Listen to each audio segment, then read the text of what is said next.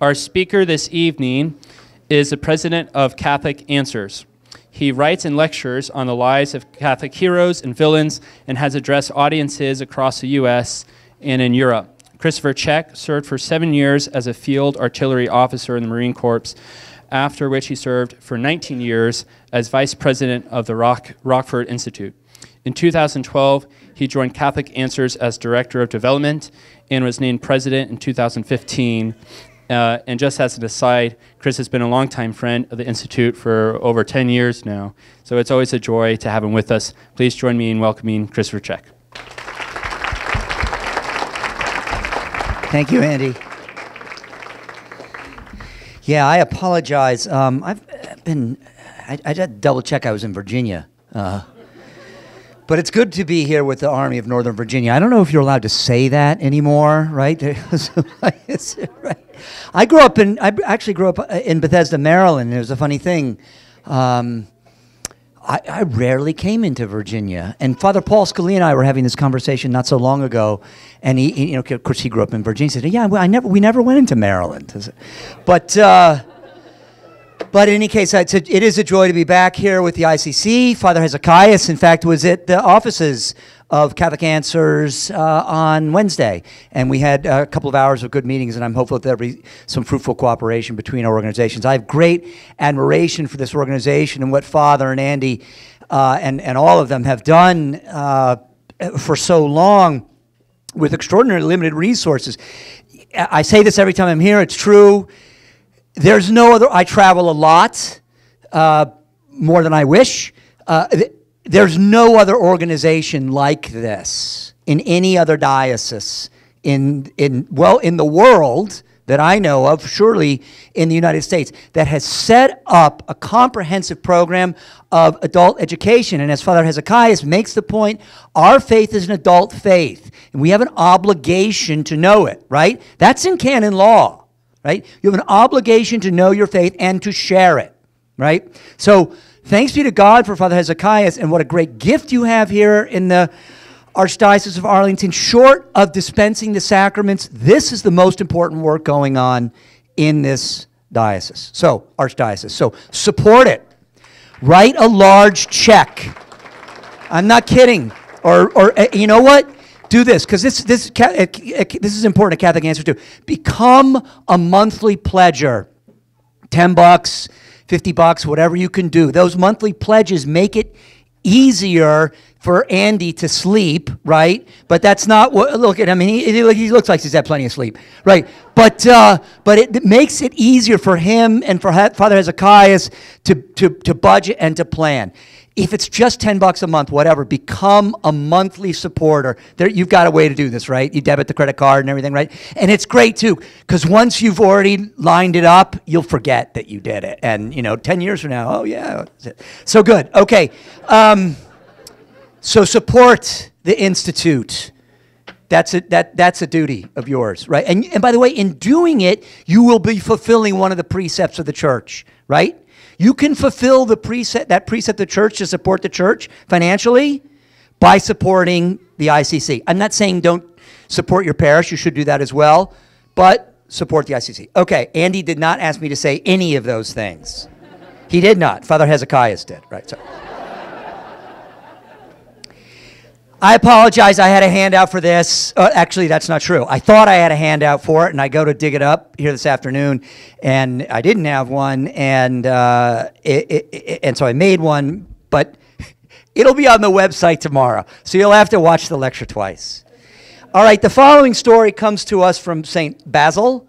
40 legionaries are serving on the Armenian frontier, and they refuse an imperial edict to burn incense before idols of the ancient Roman gods. These men are Christians.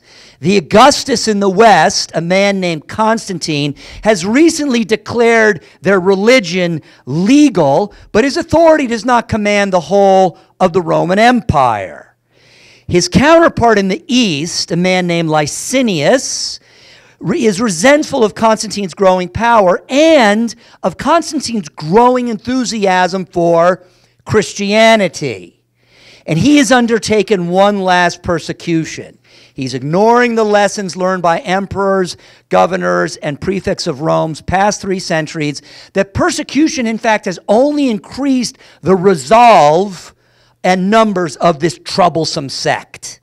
He's ignoring the words of Tertullian, penned a century before, "The blood of the martyrs is the seed of the faith."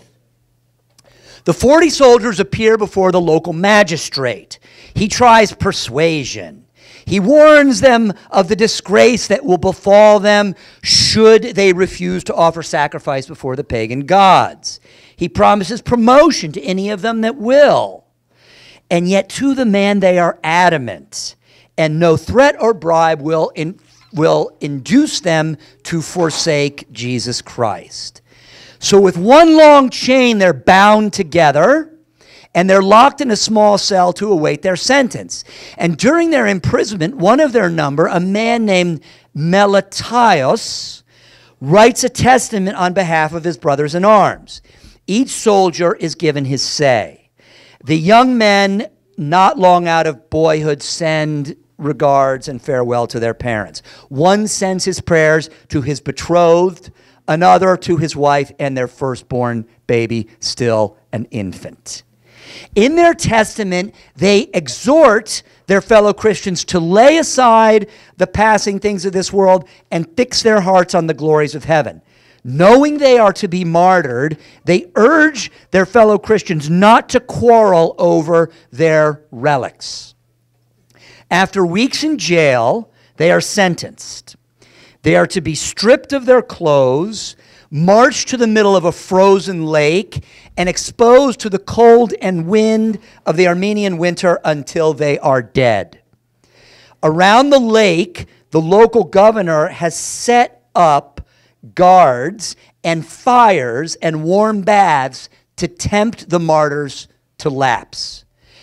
However, an insurmountable barrier stands between them and the shore, the unseen Christ, whom they would have to deny to grasp the life that is leaving their bodies moment by moment.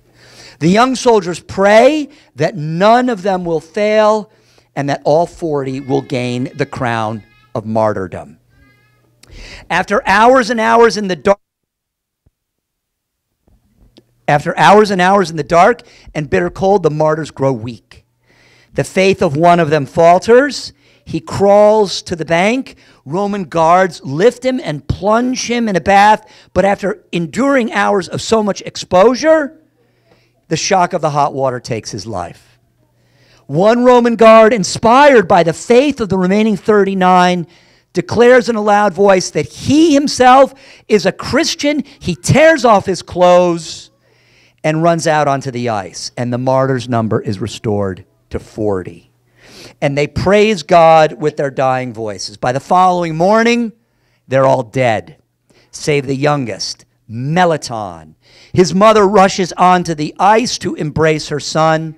He dies in her arms.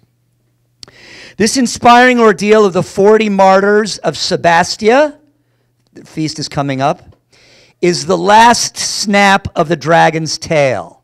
Constantine has declared Christianity legal in the West, and within 3 years, Constantine's rival Licinius will fall to forces on either side of him. Goths from the north pouring across the Danube River, and the armies of Constantine marching east. In his life of Constantine, Eusebius describes the war between the rival Augusti as a conflict in salvation history. Constantine, the champion of Christianity; Licinius, the last defender of the pagan gods. Before Constantine's army is carried the laborum, his purple standard bearing the Chi Rho, the first 2 letters of the name of Christ.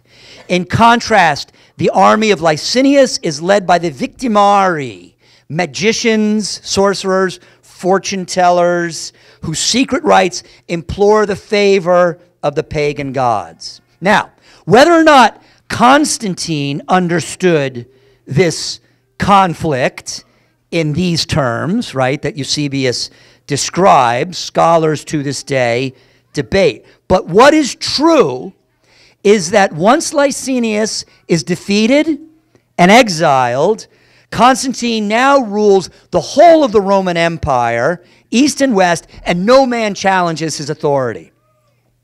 So it's Constantine who last brings freedom to the early Christian church. But it's important for Christians to understand today that his edicts and his actions, Constantine's edicts and actions, were not created out of whole cloth. In other words, Constantine's extensions of legal protection to Christianity and to Christians that permitted them the freedom to worship God, the one true God, and Constantine's eventual declaration of Christianity as the official religion of the Roman Empire, these things didn't just happen. They were not without precedent. And this is one of the points that I want you to try to go home with tonight. The foundation of the events that lead to the transformation of the Roman Empire in Jesus Christ were laid and built upon by Roman emperors long before Constantine, right? It sounds strange, but even as Christians were suffering persecution at the hands of the Roman Empire, the Roman legal and political world was becoming the fertile soil in which the Holy Catholic Church would grow into her place of primacy, right? So let's see if we can make some sense of that. Historical fact. Christians, Catholics included, tend to think of the age of the martyrs as 300 years of persecution and torture by Roman brutes suddenly reversed by Constantine's edict, right? This is a caricature. The story of the actual relationship between the Roman Empire and the Christians during the first 3 centuries is more complex, it's more nuanced, and it's more interesting. And I apologize, we'll have to get into the weeds of that. And because the center of the church is located in Rome, the eternal city, Catholics need to understand this convergence between the Roman Empire and the Christian church, right? The average layman is still convinced that Christians were wanted outlaws in constant conflict with a state apparatus intent on wiping them out. They were like a kind of subversive or underground organization, right? But my friends, even the crucifixion of Jesus Christ was not an expression of Roman policy, right? It was a miscarriage of Roman justice. The Romans took pains not to interfere with the religions of the various peoples of the empire. The crucifixion was not an expression, it was rather a miscarriage of Roman justice. And the stoning of St. Stephen, right, proto-martyr, is an event that we really best could describe as an occasional act of brutal popular justice, which was unauthorized, but which the Roman authorities could not always prevent. I recommend to you a book by Martyrs Sordi. I'll get it up on the Christians in the Roman Empire. I'll get it up on the handout tomorrow. The very early years of the church, this is a fact, the very early years of the church, Christians in Palestine enjoyed the protection of the Roman Empire, of Roman law, and central to Roman law, 2 realities. I already mentioned one. The tendency of the Roman authorities not to interfere in the disputes among religions of the many religions of the empire, right? And the second, very important, Roman government reserved to itself the authority to declare a capital sentence, right? So capital punishment is reserved to the Roman government. So Tertullian and Justin Martyr both describe correspondence between Pontius Pilate and the emperor in Rome whose name was Tiberius. Pilate In fact, in Tertullian describes Pilate as already Christian in his conscience, right? The Latin is Pilatus est ipse iem pro sua conscientia Christianus. That's Tertullian's view. He reports to the emperor, according to Tertullian, Pilate reports, spread of the belief in the divinity of Jesus Christ and the reaction of the intransigent Sanhedrin with a growing number of illegal trials and executions, right? So after the execution of Jesus Christ, Pilate is reporting back to Tiberius and saying the effect of this has been that now the Sanhedrin, right, are having their own illegal trials and executions, right? Not the Romans. It's reasonable to believe that Tiberius, the emperor, who had a reputation for peace through diplomacy, in Tacitus the Latin is consiliis et astu, diplomacy and astuteness. So Tiberius would have, at least for practical reasons, been sympathetic to a new religion that confined to Judea, Christianity, confined to Judea, preached brotherhood, encouraged moral behavior, in contradistinction to the Jewish religion, which had an anti-Roman messianic political culture, right? So, Tiberius would have, according to Tacitus, Tiberius would have had a preference for the Christians who were just nice, peaceful people who encouraged, brotherly behavior and moral behavior, in contrast to the Jews whose political culture was anti-Roman. Tertullian tells the story that Tiberius reads Pilate's report, and he's so taken with the peaceful nature of the Christians that he proposes to the Roman Senate that Jesus Christ be declared a god. In other words, added to the Roman pantheon, right? And that Christianity receives state recognition as a legal religion, of which there were many in the Roman Empire, okay?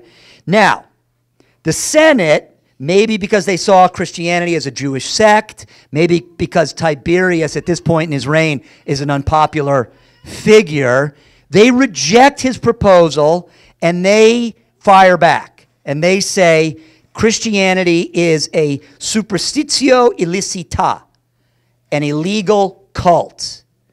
Tiberius undercuts the Senate with a veto on any future accusations brought against Christians.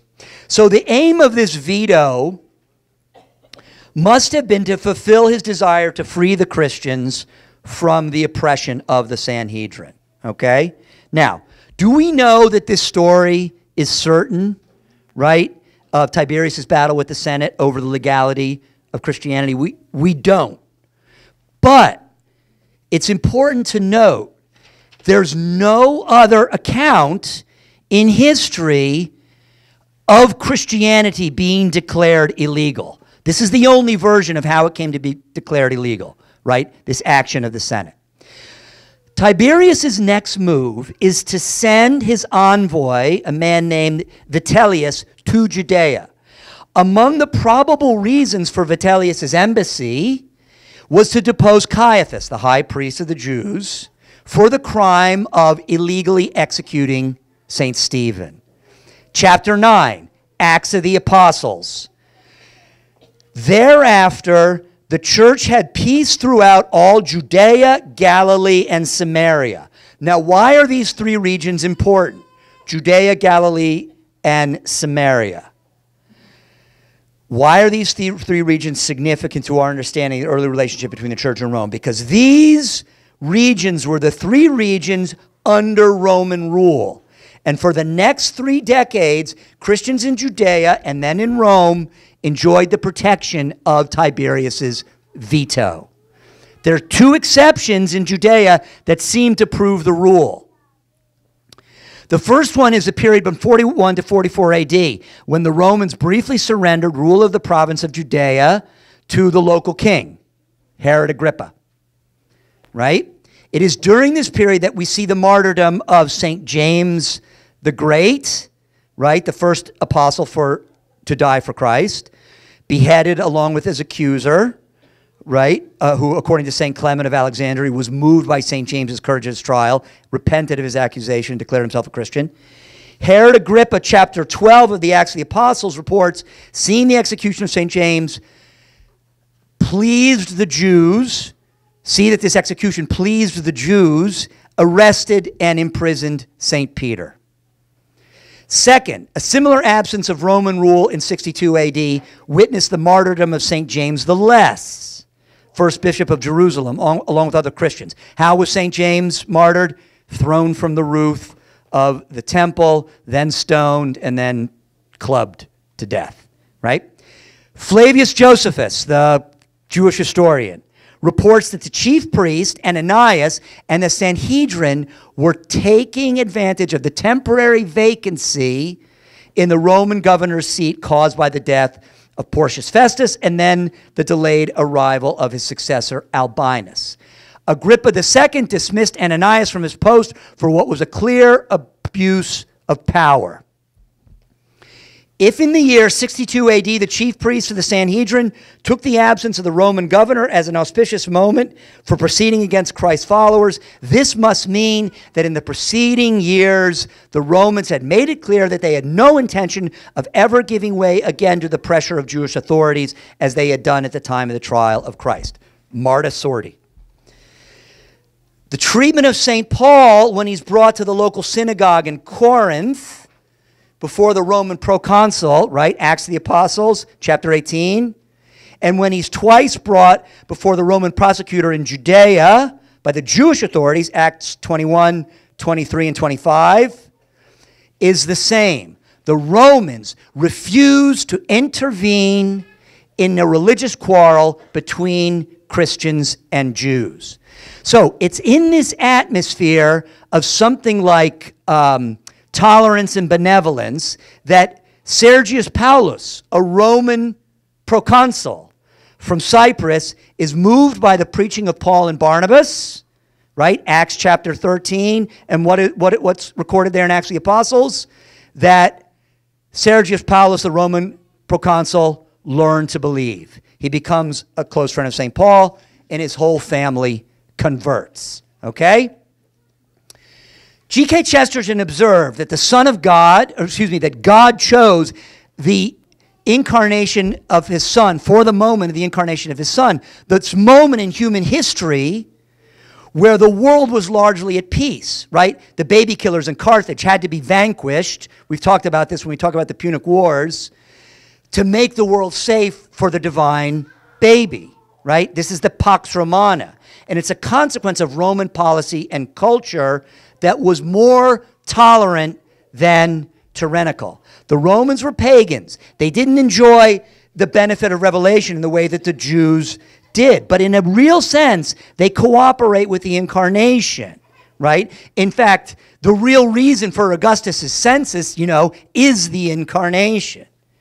Christopher Dawson notes it's Greece that gives Europe all that is distinctly Western, but that it requires the world of Roman political order and legal order to extend this tradition of higher civilization to Western Europe, right? So my only point here, folks, and I don't mean to belabor it, initially, the Romans cooperated with the prosperity of the early church. So the question is, when do things turn dark? Because they do, right?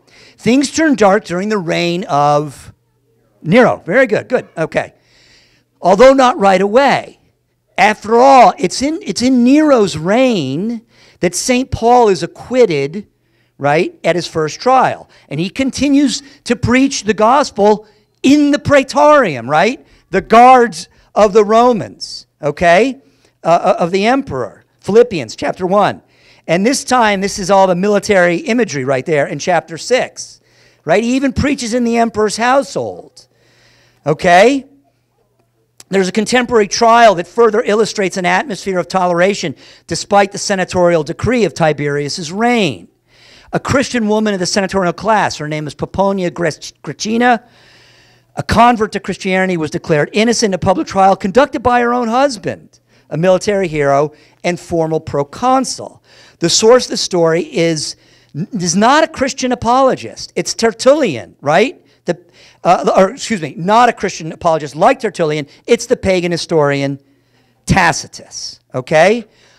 All right? A member of this family is buried at San Callistus on the Appian Way, right? Other families of the aristocratic and senatorial class become Christian. So what happens? Well, if Nero's probable excuse for his persecution of Christians, right, the Great Fire in 64, and his probable responsibility, are subject to debate today, what is certain is his wickedness. Nero was a wicked man, right? Awful sexual appetite, his self-indulgence. He wanted very much to be worshipped. But whether or not he started the fire, the rumor wouldn't go away. And so Nero needed a scapegoat, and it turned out to be the Christians. And the Christians made an easy scapegoat because they were not universally liked in Rome. Some viewed them as a Jewish sect, and Jews in the Roman Empire were not particularly well loved. So recall at this time, Judea is about to erupt into a full-scale rebellion. So Jews in Rome are not particularly well liked, all right? And the Jewish religion is officially protected. Jews didn't have to serve in the army because military service would conflict with the Sabbath. Christians didn't enjoy any kind of exemption like this. They were resented for their strict moral codes. Tacitus accuses Christians of hatred of the human race. But in chapter 4 of his first epistle, St. Peter describes the slander of Christians by pagans for their unwillingness to participate in lawless disorders, right? The rivals and enemies of the Christians, including Jews in Rome, from whom we know from the final chapter of Acts of the Apostles, kept their distance. They spread wild stories of their criminal activity. And what were these things? Human sacrifice, infanticide, cannibalism, accusations of incest, right? A deliberate twisting of the Christian practice of referring to one another as brother and sister. The Roman historian Lactantius doesn't make any mention of the fire, but he does blame the persecutions on the vast number of defections from the worship of idols in Rome. In other words, he saw the problem of Christians as religious, not political, okay? The precise sequence of events, isn't exactly clear. It's possible that the fire accelerated persecutions that were already underway. Nero's first two most famous martyrs, St. Peter and Paul, seem to have been martyred, one, the former before the fire, and one after it. The storm does break loose, and the account is in the Roman historian Tacitus. We don't need to belabor it. He writes, no human effort, no princely largesse, no offering to the gods could make that infamous rumor disappear that Nero had started the fire. So in order to abolish the rumor, he falsely accused and executed with the most exquisite punishments those people called Christians. So even Tacitus, right, doesn't believe that the Christians were responsible for the fire, but he blames this all on the ego of one man, right? Nero.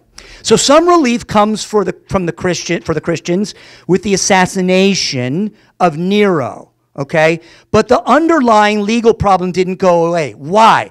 Because remember, right? We had Tiberius's veto, but now that you could be killed by precedent, you could be killed simply for being a Christian by the work of Nero, right? So Tiberius's veto really no longer holds the political authority that it once did. So now Christians could be brought to trial simply for the fact of their religion alone. But it would actually be a long time before they would be, right? The two leaders of the Flavian dynasty, Vespasian and his son Titus, they rejected emperor worship, right? And they even tolerated a growing number of Christians, including Christians in their own households, okay? Vespasian's brother, right? Flavius Sabinus was a Christian, right? Vespasian had come to know Christianity in Palestine, where his own investigation included that The Christian descendants of the house of David were not a political threat to the empire. Vespasian's younger son, Domitian, so around 81, we're kind of a third of the way through here, revived the idea of the emperor as a god. He reignites the persecution of Christians, including his own cousin. So you see, Christianity is in the royal households at this time. Flavius Clemens, a consul.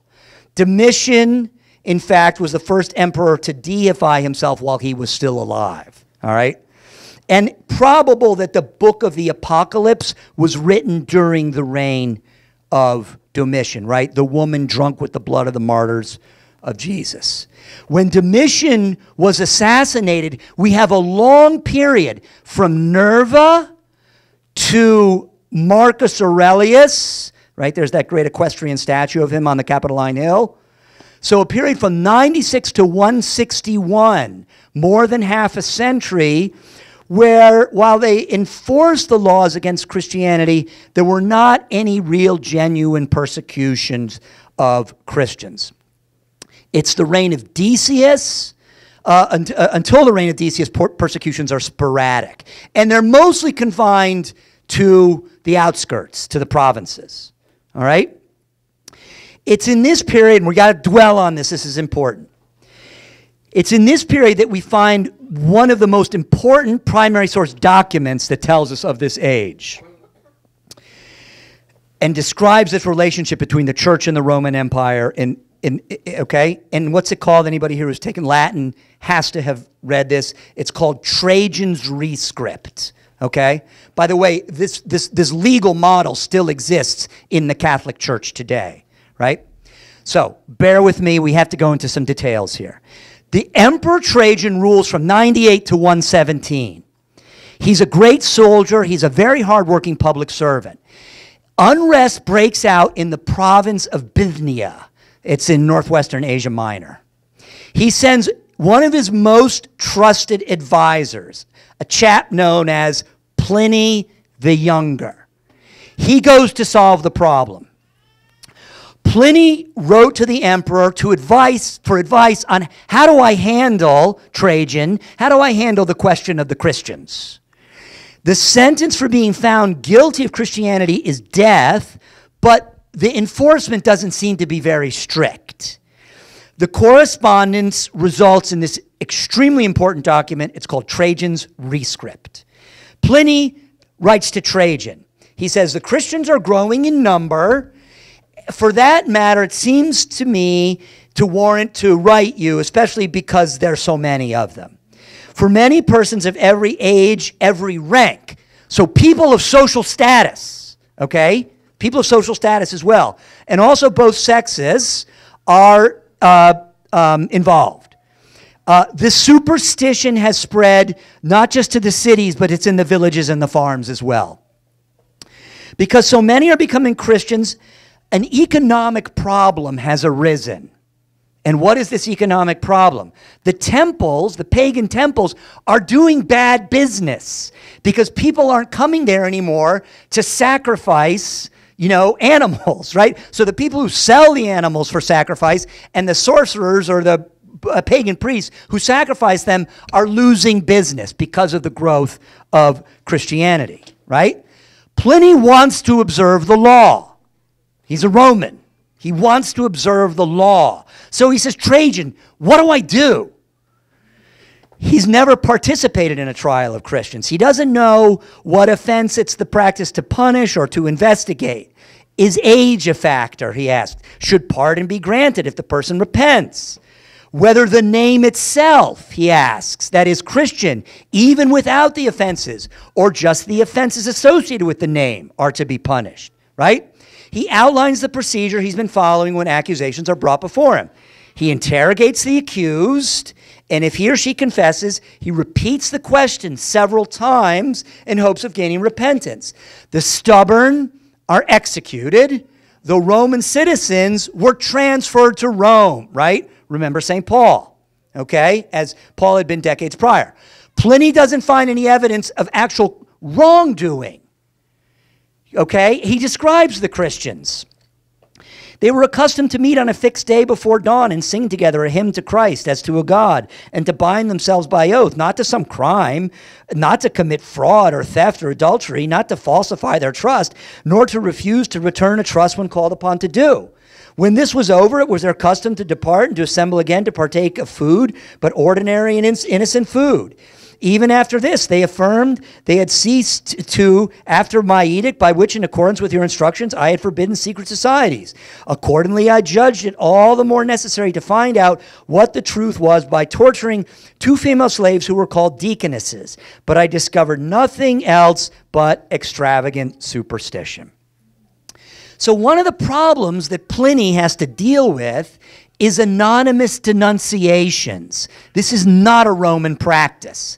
He asks Trajan, who tells him in Trajan's rescript, you observe proper procedure, my dear Pliny, in sifting the cases of those who have been denounced to you as Christians. For it's not possible to lay down any general rule to serve as a kind of fixed standard. They are not to be sought out. Conquirendi non sunt. If they are denounced and proved guilty, they are to be punished with this reservation. Whoever denies he is a Christian and really proves it by worshiping our gods, even though he was under suspicion in the past, shall obtain pardon through repentance. But anonymously posted accusations have no place in prosecution, for this is a dangerous kind of precedent and out of keeping with the spirit of our age. So, from the Roman perspective, the practice of Christianity carries a death penalty, but the accused were given every opportunity to repudiate. Moreover, no effort was made to seek them out. More particularly, anonymous accusations, which were abhorrent to the Romans, could not lead to an arrest. So, viewed from the Roman perspective, okay, I'm not making an apology here, but viewed from the Roman perspective, there's a lot to admire in Trajan's rescript, right? He doesn't want to tell Pliny to ignore a Roman law that goes all the way back to the time of Tiberius. On the other hand, he recognized that someone's religion is not really sufficient grounds to put him to death. So he gives Pliny as much leeway as he can to avoid executions. This period is called the Age of the Antonines, and it's mixed, as you might expect, for Christians. On the one hand, a Christian could always be ratted out by an informer with a bad motive. On the other hand, informers were not really very highly thought of in Roman society. And moreover, they ran the risk of bringing down the full weight of Roman justice if their accusation went unproved. So the level of persecution varied by region. In an area with a large Christian population like Bithynia, only a fool would openly denounce his neighbor. So Christians who laid low could enjoy comparative security if they followed St. Paul's injunction not to deliberately seek martyrdom. In Lyon, for example, however, under the Antonines, matters were much worse, far worse. There's correspondence between Marcus Aurelius, Lyon, southern France, between Marcus Aurelius and the Roman officials in Lyon, similar to that between Trajan and Pliny.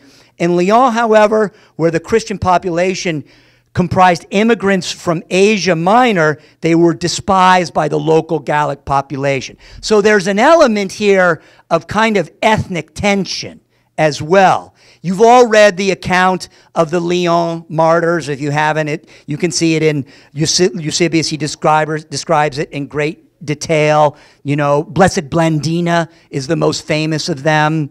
They're stretched in the stocks, hot plates of brass pressed against the most delicate parts of the body, exposure to wild beasts, roasting in a chair over a fire. Blessed Blandina is put in a net, and she's tossed in front of a bull. But, you know, because of her hope and firm hold, she remains and in communion with Christ, and she inspires her fellow Christians.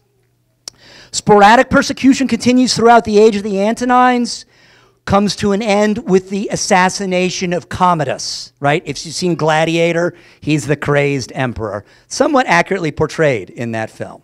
it does take some liberties as well. The depraved adopted son of Marcus Aurelius, right? One of the effects of Commodus's cruel policies against his political rivals was the diversion of attention from Christians, right? There are even Christians in the court of Commodus. His concubine, Marcia, who later conspired in his murder, was sympathetic to Christians. She intervenes and sets free Christians from the mines in Sardinia. Commodus's successor, we're in the early 200s now, we're closing in on 300, right? Were generally tolerant. Septimius Severus was generally tolerant in keeping with Trajan's rescript. He didn't seek to check the growth of Christianity by making conversion to Christianity a crime. There are some convert martyrs during this period. They are mentioned in the canon of the Mass, right? Perpetua and Felicity, right, of Carthage.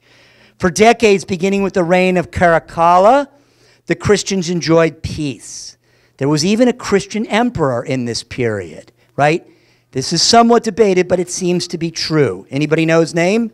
Philip the Arab, right? He's been regarded as one of the empire's worst emperors. But this opinion is probably the result of anti-Christian propaganda that followed, okay, than an honest account of his administration. In fact, the administration of Philip the Arab lasted for 5 years. This was a very long time during this period that's called the 3rd century crisis, okay, that lasts from about 250 to 300. He's murdered by Decius, who reigns 249 to 251, and Decius probably killed his reputation, Philip's reputation as well. So we're now in this age of crisis when I think there are something like 25 emperors and, 24 of them are murdered, right? So this is why we call it crisis, right? It's marked by barbarian invasions, struggles for the imperial throne. Decius feels that the growth of Christianity is angering the gods. So he attempts to unite the empire against the church. And he issues an edict requiring Christians to offer sacrifice to the pagan gods, right? And so there are persecutions during this time as well. 2 decades later, Aurelian, who was also a great soldier, the wall around Rome that stands now is named for Emperor Aurelian, the Aurelian Wall, right? He wished to unite the empire under the cult of Sol Invictus, right, the unconquered sun. He was willing to tolerate the Christian church, and on one occasion in Antioch, he intervened in a dispute over ownership of a church building, ruling in favor of the Christians, right, who were in union with the Bishop of Rome. Though the worst was yet to come under Diocletian, you can see how slowly we're kind of making this way for peaceful coexistence, right? The final, bloodiest, and best document of the persecutions comes under Diocletian, 284 to 305 at the very beginning of the 4th century. This emperor, for whom the persecution is remembered, was not at first, the instigator. And most of Diocletian's reign, Christians enjoyed peace and prosperity. I always say that Diocletian kind of gets a bad rap because he killed a lot of Christians, and he did, but he actually was a very good man. And what did Diocletian do near the end of his reign? He abrogates and he goes to his farm, right, in Serbia to grow cabbages. I mean, honestly, if we could get more politicians to emulate Diocletian in this regard, right? But in any case, it's Diocletian's. I'm sorry to divert here for a second. Don't count this against my time. It's Diocletian who creates what's called the Tetrarchy. It's kind of important to our story because it explains why we have Constantine, right, and Licinius, why we have a kind of a divided empire. It's Diocletian who realizes the empire is too large for one man to rule, and so he creates the Tetrarchy, divides the rule of the Roman Empire between 2 Augusti or Augustuses, right? And one in the east and one in the west, and they're Caesars. So you have 2 Augustuses and 2 Caesars, like they're executive officers, if you will, okay? And this actually restores a kind of rule and order to an empire that had been in crisis, as we said, for almost 50 years, okay? So, he moves the imperial capital from Rome to Nicomedia, near the Bosporus, because he said the emperor needs to be closer to the frontier. Building and public works are restored throughout the empire. He brings inflation under control. Diocletian even issues an edict defending marriage. Right? That would be good to see from a politician. He said that chastity would bring down the favor of the gods. We might try that here. Yeah. At the end of his reign, the old emperor abdicated, and went to grow cabbages. So there were Christians in Diocletian's household. His wife Prisca and his daughter Valeria were catechumens. This is according to Lactantius. Officers of his court, Gorgonius and Peter, were openly Christian. What is more, Diocletian had appointed Christians as governors of various provinces. Diocletian Caesar, however, Galerius, remember this name. Am I far enough away from Washington, D.C. to make this joke? Galerius is kind of the Karl Rove figure, okay? So I know probably there's some neocons here who don't think that's funny. I apologize. Okay. He's a lesser soldier and a man of lesser character altogether. But he was a very skilled self-promoter. He's a violent and very large man. He rose from shepherd to Caesar in the east and eventually Augustus following Diocletian's abdication, right? Today we would say he knew how to climb the corporate ladder, right? He even knew when to grovel. After leading a disastrous campaign against the Persians, he abased himself before Diocletian, gets a second chance. He has a swift victory over the Persians and subsequent expansion of the empire's eastern border, greater than ever. This endears him to Diocletian. Diocletian gives Galerius his daughter in marriage. Valeria was a catechumen, however. So it's a family quarrel that starts these final persecutions, okay? Valeria is a catechumen. Galerius' mother was a pagan priestess, and she's the Lady Macbeth in the story. She influences her son. She and other diviners, oracles, and soothsayers, right? Their business is, as in Trajan's day, they're losing their business as Christianity grows. Galerius also takes to heart the work of pagan pamphleteers who write about the threat to the empire caused by Christianity. In addition, Galerius viewed Christians serving in the army as a threat to unit cohesion. All right? There might even kind of be an argument there, although I don't know if he actually had the data for that. But you could see how somebody could think that. You know, you worship this God, I worship this God. How are we going to get along in battle? Right? Many Christian soldiers lose their lives, in fact, during the persecutions that are come, right? The two famous ones, George, right, and Sebastian, and Alexander of Bergamo. At first, Diocletian is reluctant to open the persecutions. He's not so much sympathetic to Christians, but he's a practical political man, right? And Christians are everywhere in the Roman Empire at this point, and in positions of authority. So this could be political suicide. But Galerius prevails on the old man, and the persecutions are unleashed. There's an edict, right, ordering the tearing down of churches, the destruction of sacred scripture. It commanded that those who were in honorable stations should be degraded. So if you held office in the Roman Empire and you were a Christian, you were to be degraded, right? And then 3 edicts follow. The imprisonment of bishops and priests, right? The torture of bishops and clergy, and finally the torture and imprisonment of the laity. This is the worst and the most widespread of the persecutions. It's fierce, and it is empire-wide, right? In Eusebius, we read about martyrs being strung between 2 young trees, right? And then they snap apart, ripping the body, you know, apart. And this is when the 40 martyrs of that we began with, the story that began with, takes place, right? And but the triumph of Constantine in hoc signo vinces, under the sign you will conquer, brings the persecution to a close, right, save a brief period under Julian the Apostate. John and Paul, Cosmas and Damian, right? John and Paul are Roman soldiers who are martyred during the persecutions of Julian the Apostate. Okay, a few points of review before we conclude. So the relationship between the Church and the Roman Empire of the first 3 centuries is not one of outlaws perpetually hounded by the Roman thug state, right? There's no data to suggest that the Romans ever thought that the Christians were a political threat, right? From time to time, throughout the empire, depending on the temperament of the officials and the moods of the people, the Roman state found itself in a position that it really didn't want to be in, disputing or managing disputes between Roman paganism and Christianity.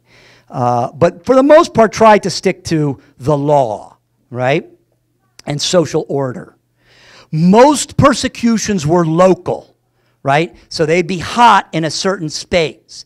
Lyon, for example, or North Africa, right? Or Egypt, under Valerian and Diocletian, and in the case of Diocletian's persecution, Constantius, the Augustus in the West, and father of Constantine, even under Diocletian, these men did not participate. So Britain, Gaul, Spain, we don't see a lot of record of martyrdom in these regions, okay? Largely at peace.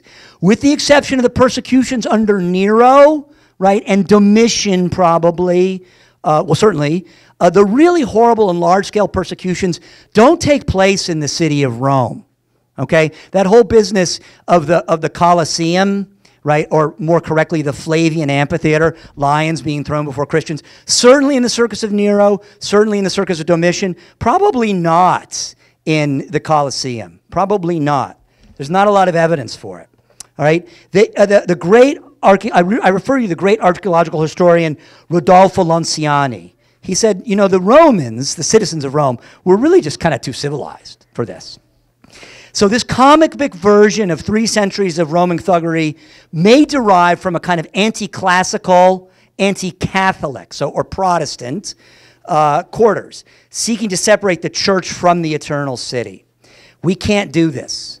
The church is linked to Rome, historically, liturgically, spiritually, traditionally, this would be, and metaphysically, right? Concerning our own relationship to the martyrs, a couple of reflections.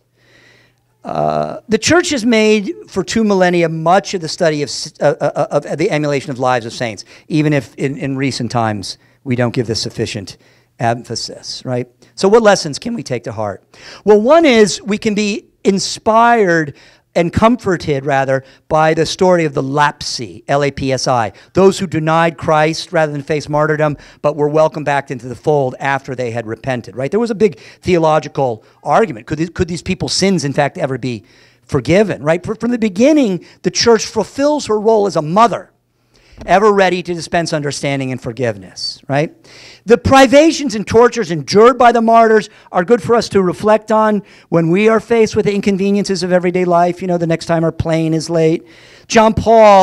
Pope St. John Paul, in Veritatis Splendor, although martyrdom represents the high point of the witness to moral truth and one to which relatively few people are called, there is nonetheless a consistent witness which all Christians must daily be ready to make, even at the cost of suffering and great sacrifice, right? Or Gregory the Great, one can actually love the difficulties of this world for the sake of eternal rewards, a kind of daily martyrdom.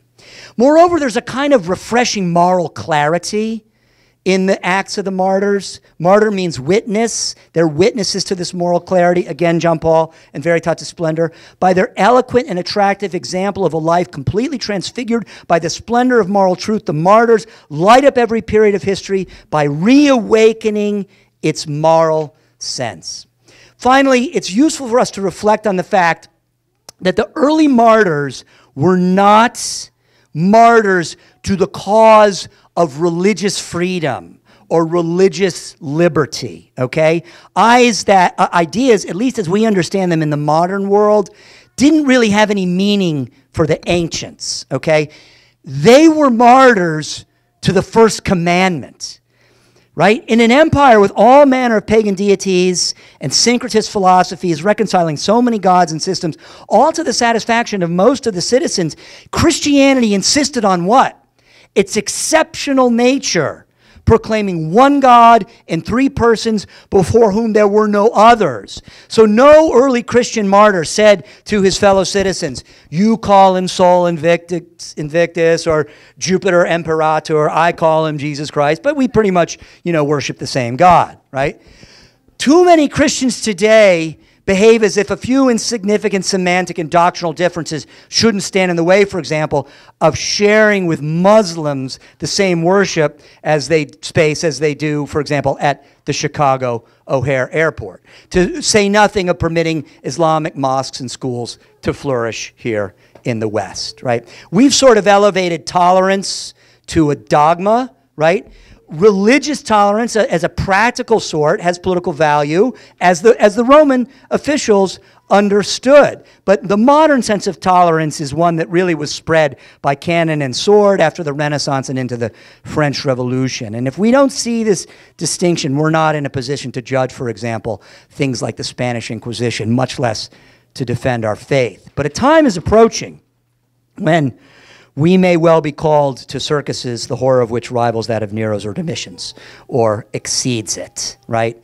The difference is I don't expect any relief, from the periodic influence of Roman authority, all right? Do we have time for a story to finish with? Yeah, of course we do. So this is one for all the altar boys and former altar boys. St. Tarcisius. During the reign of the Emperor Valerian,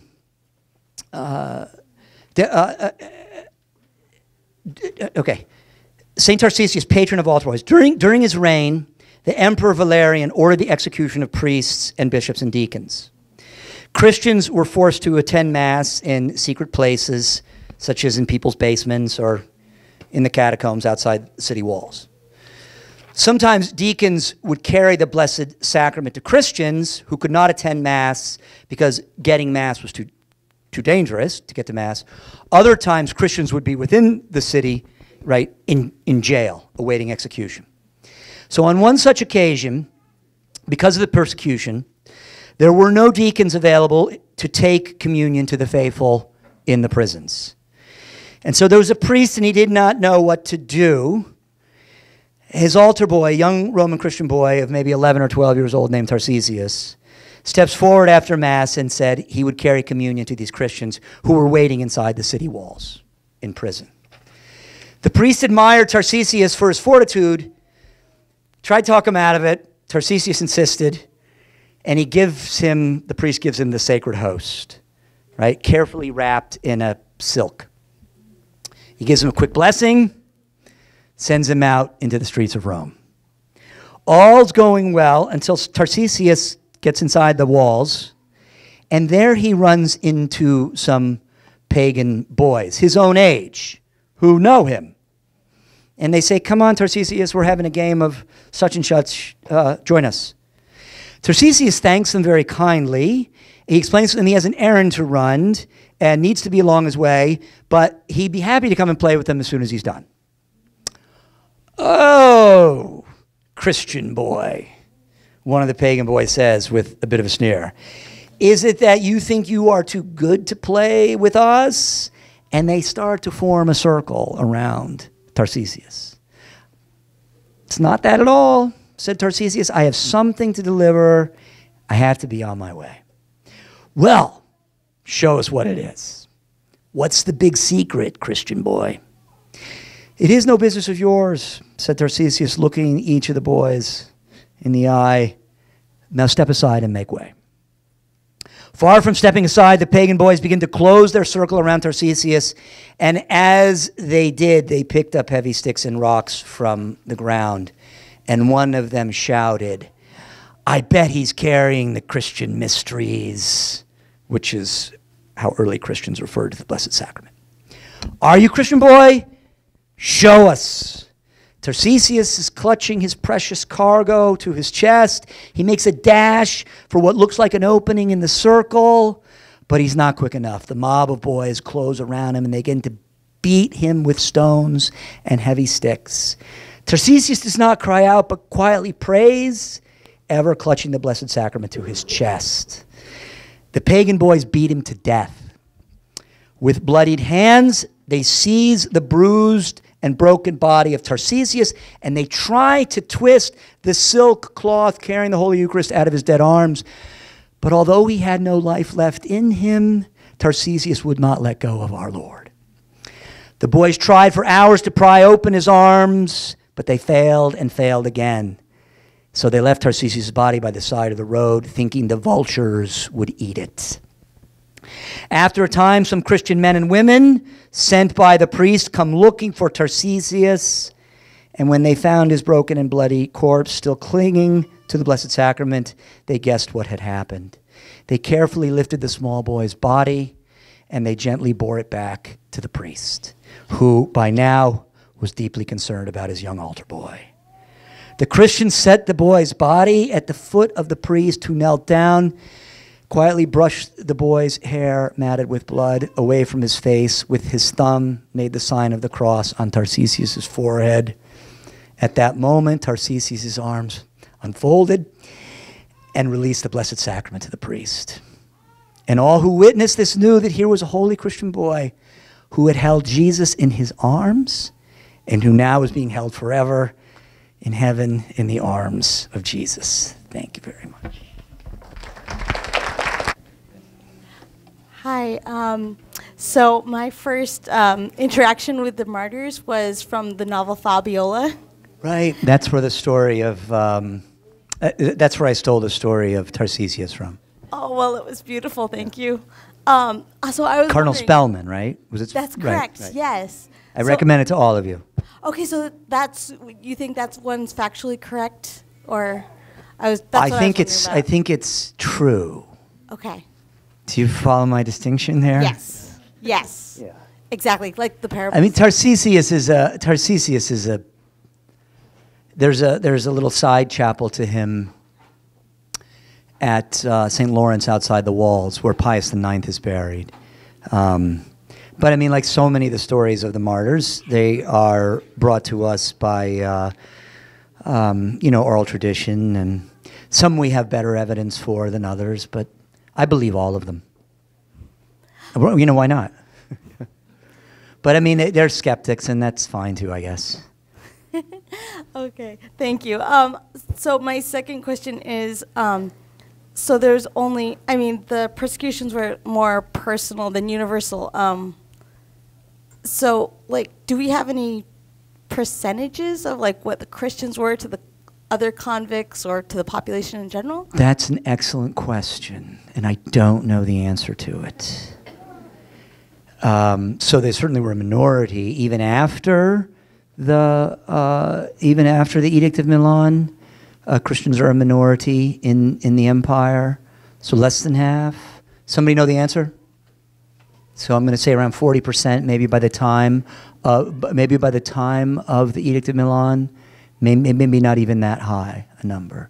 So let's erase that part of the tape until I can get a proper answer. But I'll find out. I'll find out. There's surely, okay, so Marta Sordi, S-O-R-D-I, Christians in the Roman Empire.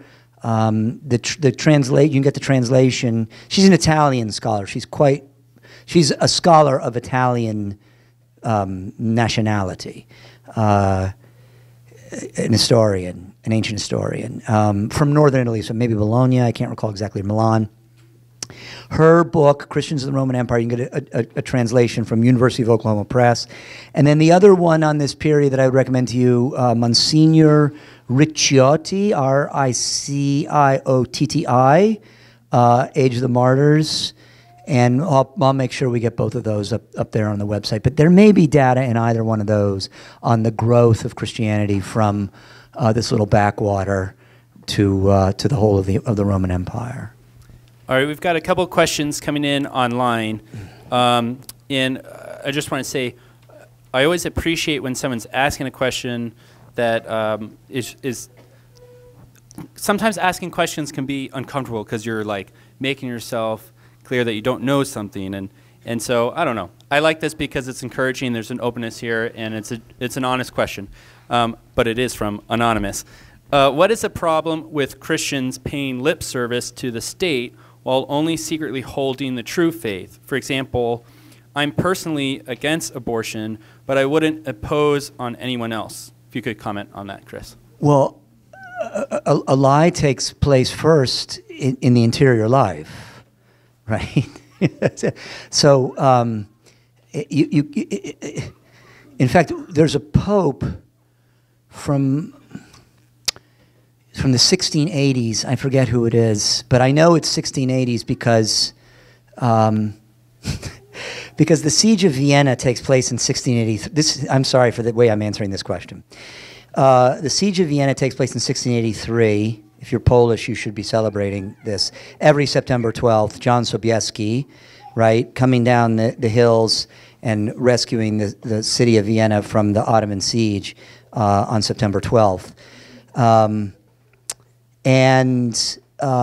That the Pope who declares in honor of that victory the holy name of Mary, which either Benedict or John Paul brought back on the universal calendar, is the man who wrote an encyclical on the question of mental reservation. So that's the encyclical that you want to dig up, and treats this question of holding a truth interiorly, but then saying something, saying something other than that. The other example, so it's a lie, even if you hold, inside what you think is the truth and to say something other than the truth. That's a lie. The other problem, of course, is a practical difficulty with this is you're not giving a good witness. It's not what we're called by our Lord to do. We're called to the truth. Thank you, Chris. I'd also encourage whoever wrote that in, there's a couple talks in our library on the subject of the value of truth, the beauty of truth, this idea that we are withholding a good from the other if we conceal what is true, even if it might be uncomfortable. Oh yeah, so at the risk of really making enemies of everybody left in the room, there is a legitimate question with respect to this principle of mental reservation, or the difficulties associated with mental reservation, with certain tactics that are used by certain people in the pro-life movement. So anyway, I tend to take a very rigorous interpretation of lying, personally. This might be sort of along the same lines that you're talking about. But towards the end of your talk, you made some implications about what might be in the future. And I was wondering if you would continue or be able to comment on what might be asked of us as Catholics, Christians, or our progeny as compared to the types of things that you talked about. Sure. So that's an excellent question, and it's one that I kind of think about, and I don't know that I think about a lot, actually, and the only way that I can think about it is, I'm an amateur student of history, right? I'm not really an historian. I'm a guy who likes to tell stories, okay? And I'm someone who likes to take, or who hopes to take, events in history and make them accessible to Catholics. So the only way that I can think about your question is, from a historical perspective.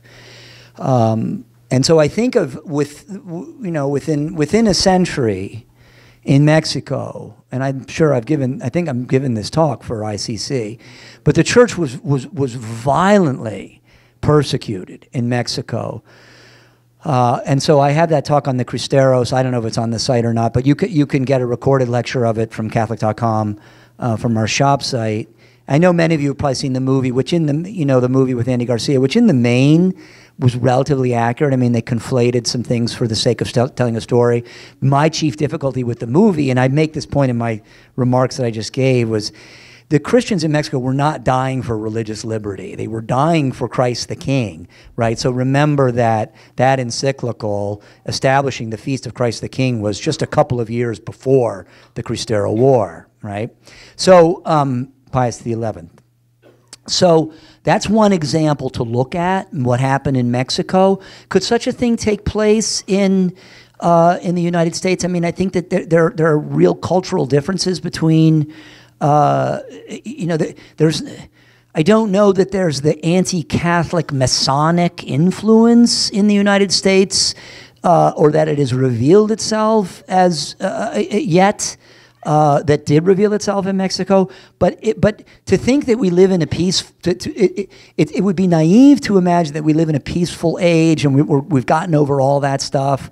Since we live in a deeply violent age. I mean, the number of babies that we kill in the womb annually is a manifestation of the very violent age in which we live. Right now, the haters of Christianity are working their objectives, through the culture, and with the aid of politicians. But what is it taking? It's taking the shape right now of bakers whose lives are ruined because they don't want to, bake a cake. Or wedding photographers, or imagine you ran a bed and breakfast or something and you didn't want to rent your room to a gay married couple, right? So I think we should expect to see more of this. I think we've gotten something of a relief under the current administration with respect to religious liberty, but religious liberty is good as far as it goes, right? It's not. It's not an end in itself, okay? Religious liberty is a means to Jesus Christ, okay? It's not a means to you being a Zoroastrian and me being, where I bite the heads off of chickens, okay? So it's a means in the eyes of the church to getting to Jesus Christ. So we're having some relief, I think, from this under the current administration. Maybe there'll be another term. But the long game, I mean, just look, folks. No one is getting married anymore. We're almost at half illegitimacy. You have to have marriage. You can't have a civilization without marriage, right? So there's always opportunity for miracle. But just from the historical perspective and reading the current political tea leaves, I expect it to be confiscation of property, loss of business, imprisonment, maybe within our lifetimes. There's another question coming in here from Maria. She writes, in our modern era, is the reason for the martyrdom of Christians similar or different to the early church, and what are the similarities or differences? Well, in Africa, we see a lot of martyrdoms of Christians because of the growth of Islam, right? It's not politically correct to say that, but it's a fact. So it's hatred of Christianity, it's hatred of the incarnation. So I would say in some ways it's kind of different from the martyrdoms that took place in the first 3 centuries. I don't think there was a fullness of understanding on the part of the Romans of what it was they were trying to squish, and also the Jews, of course. That is, the Jews wanting to stop Christianity. The Jews, right, the scandalon, the stumbling block to the Jews is what? It's the incarnation. They can't get their imagination around this singular event, right? God becoming man. They can't imagine. And then the suffering God on the crucifix, on the cross. They cannot get that. So it doesn't fit their messianic narrative, right? Which is political. The persecution of Christians that's going on today, for example, in Africa, is at the hands of Islam, and that is a hatred of Christianity. It's a hatred of the incarnation. It's a hatred of the Eucharist, right?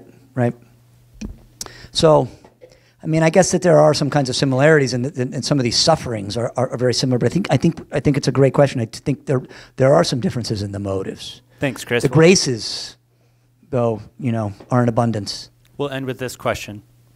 All right, thanks. This is actually hearkening back to the anonymous question earlier. I was thinking back to a couple of examples. Obviously, Eleazar in the Old Testament from 2 Maccabees, not refusing to give pretense that he ate pork. And I think, and you might actually know this better, so if you can correct my hazy memory on it, I believe it was St. Cyprian who actually wrote specifically on the topic of Christians pretending to honor the Roman gods while holding Christ in their heart, and the problems in the early church with that. But related to that, you also mentioned mental reservation. I hear a lot of stories of the saints. I believe it was, if memory serves me correctly, like I think it was Jose Maria Escrivá, or someone who would tell persecutors who were searching for him, even though he was in disguise, oh, he just passed by here a few minutes ago. If you hurry, you'll catch him. Or similar things like that we hear of in the stories of the saints.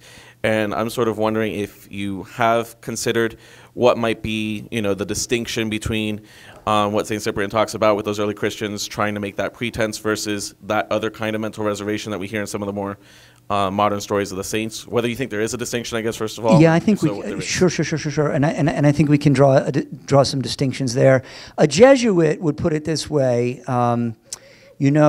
Actually, here I'm complimenting the Jesuits. They would say that there's a certain right to the truth.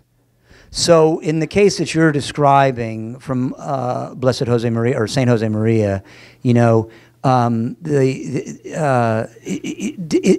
that person have a right to the truth, and can some dissembling be in order? I think of the life of Miguel Pro, for example, who disguised himself so that he could continue to minister as a priest, right? So I don't think this is dishonesty. Deliberately saying you are someone you're not, or saying you're interested in something, in purchasing fetal parts or something, as David Deladin has done. Maybe you'll want to eliminate this from this is my personal opinion. And I know David, I've met him, and I admire him. He's kind of a courageous guy. But I do have concerns about deliberately misrepresenting yourself to someone to try to trap them into a sin, right? And I think there's a distinction there. I don't know if it's St. Cyprian, but thank you. I hope you're right, and I'm going to look that up. And then, of course, the example that I would leave you with, of course, is those of you who have read the Robert Bolt play, A Man for All Seasons. And that, by the way, this is a problematic play. Bolt's not a Catholic, and in fact, the play as he presents more is kind of a celebration of freedom of conscience. So it's a little bit of a it's a misrepresentation of of Thomas More. But the best parts of that play are drawn from More's own writing and More's own correspondence. So that scene where he's asked by his fellow nobleman, I don't know which one it is, Richmond or whomever, I forget. Or no, maybe it's when his daughter Meg goes to see him in prison. So reread that. That's what it is. So reread that scene there, and and he describes a man holds his soul in his hands, right? So he can't say one thing when in his heart he knows that the other is true. And More, I think, is a great example of this. But disguising yourself so that you can continue to be a priest, as Miguel Pro did. There are, even at Catholic Answers, there are some difference of opinion about this. My friend Jimmy Aiken, whose work all of you know, I'm sure, he would say to me, well, Chris, you were in the Marine Corps, and it's a legitimate tactic to give the enemy the impression that you're going to attack the island here with a feint, but really you're going to attack it here. So he said, is that lying, right? So This is something for theologians. I'm an amateur storyteller, right? But great question. Get a theologian in here, Andy, to solve this one. Thank you so much, Chris. Thank Appreciate you. it. Thank you all.